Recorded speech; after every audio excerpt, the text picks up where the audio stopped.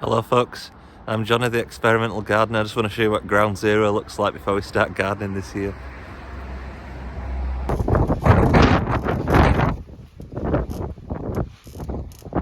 Making a little bit of progress on it.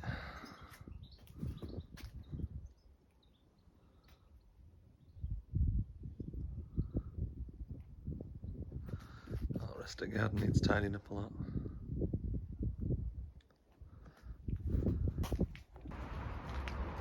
Nice sunny day for a change, not very much wind.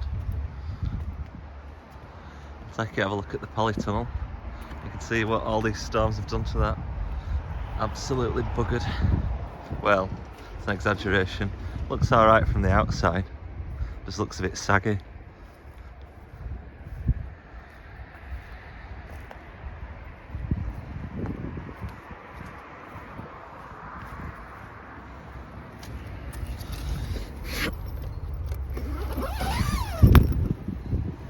All sorts of cardboard in here for me no dig action. Got some overwintering onions and various herbs that have been sitting around in here, and there's quite a few lettuces that I planted late on just to sort of like get this soil established a little bit. As you can see on this far wall, all the uprights are snapped from the blowing backwards and forwards with all these awful winds that we've had. I bought another polytunnel frame and I'm going to make a super frame out of the two.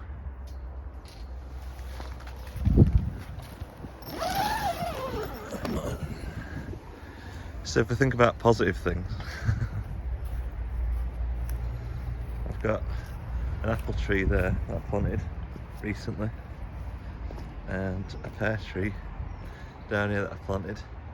This is an old laburnum that I need to take the trunk out of it with shade and everything. Got daffodils and roses as we walk up the path. These have always been here. And then not much going on in the beds really. Got a bit of kale, a bit of rocket and a bit of chard. And in the other bed got a bit of some garlic that I planted in maybe October, I think, and some spring onions that got planted ages ago that never really done much. I've got various little container things that I've made down here. I've got some strawberry planter here. It's got some marshmallow strawberries in it. Another one. This has got some of those giant strawberries in it. Whether they'll be giant or not, I don't know. Planted with some blueberry bushes. Some more strawberries next to the polytunnel. Some dwarf raspberries and some spring onions in with them.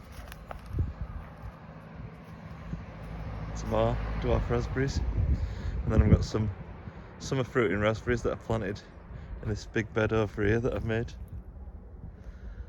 I've got an area up here that's going to be for growing corn and tomatoes outdoors because it gets the most sun up here.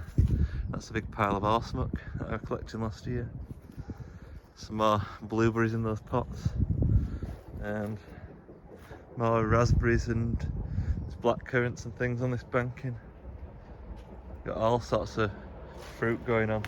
Been trying to grow a bit of a fruit garden for my niece. This is actually my parents' garden. The greenhouse is in my garden, and I'm just sort of turning it into a bit of an allotment really. Got some more raspberries up where them poles are. Be sorting them out a little bit. Got a big massive strawberry bed with a bit of sage at the back there. All sorts of strawberries, and then blackcurrants and redcurrants towards where that bin bag's pinned down to the floor. Got up against that wall, I've got some rhubarb, and further up into the corner, up between that big tree and the wall and stuff up there, there's some bits where there's some more rhubarb, and I've just planted a morello cherry tree up there because apparently they'll tolerate a bit of shade, and it's quite shady up there. I'll just take you over and show you where the trees are. If you look just to the left of where that house is in the background there, you can see a stake. That's a plum tree that's just gone in. Around the back of the polytunnel, I've got a sunburst cherry tree and a Stella cherry tree. This one and this one.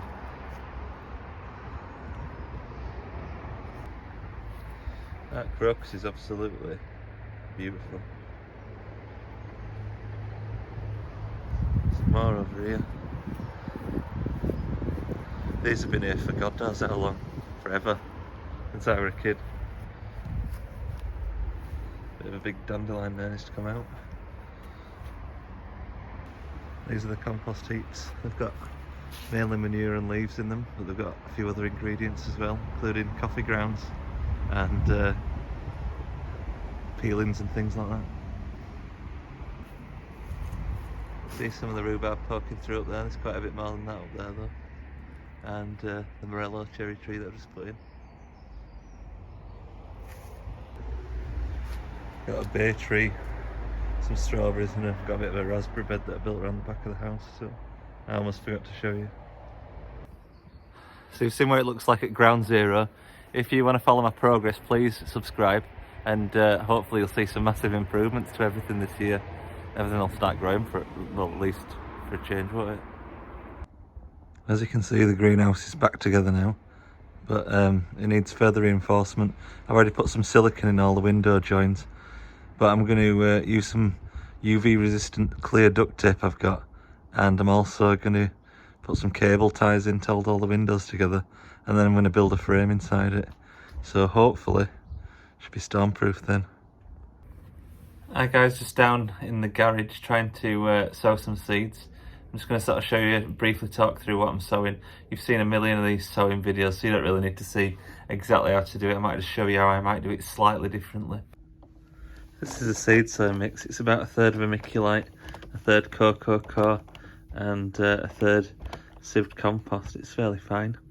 Should be nice. I'm not going to sow everything into this fine stuff, but I might at least put a little bit in some things and like make a little bit of a ditch where it starts in this finer bit. That little woody bit's not going to do much good to anybody.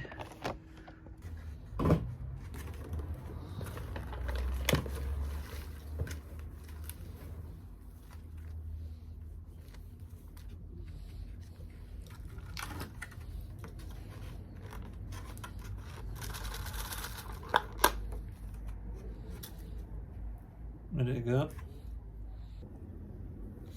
And just like that, I've got 6 of them nicely and fairly neatly filled. I'm going to be sowing some brassicas, some chilies, some tomatoes. I'm going to go a bit early on that. I can mess about trying to keep them alive, potting them up and stuff. Have a bit of fun with that. And some herbs. I'm sowing literally all sorts actually, thinking about it. So best just show you. So we've got various different types of beetroot, and there's some marigolds off to the left. In terms of alliums, there's some spring onions and some musselburgh leeks. And then in terms of the nightshade family stuff, we've got some aubergine. I've already got some peppers. I've been overwintering some chili peppers, some sweet Marconi peppers, and I've got these rainbow mini bell peppers, and then these loose seeds in this bag are like a little decorative chili variety that has like beautiful orange chilies that don't really have any heat or taste of anything. I've got some chard starting the brassicas off, some April cabbage. I'll probably start that later in the year. That's a spring cabbage, so not to be sown now. I've got some sprouts that I'm going to sow from this one. I've got some Tuscan kale. I've got some all year round cauliflower, some autumn broccoli, some purple sprouting broccoli, some greyhound cabbage, and then we've been to the herbs. I've got some oregano. I've got like salad and herbs over here. I've got some spinach. I've got some lolo bionda and lolo rosa. I've got some thyme. I've got some coriander, or cilantro as you call it in America. I've got some lettuce leaves. I've got some basil. I've got some parsley, and then I've got peas randomly here. They're going to start getting sown today as well. So quite a variety of different things really. I need to start getting sown. I've been putting it off because I've been sorting my greenhouse out.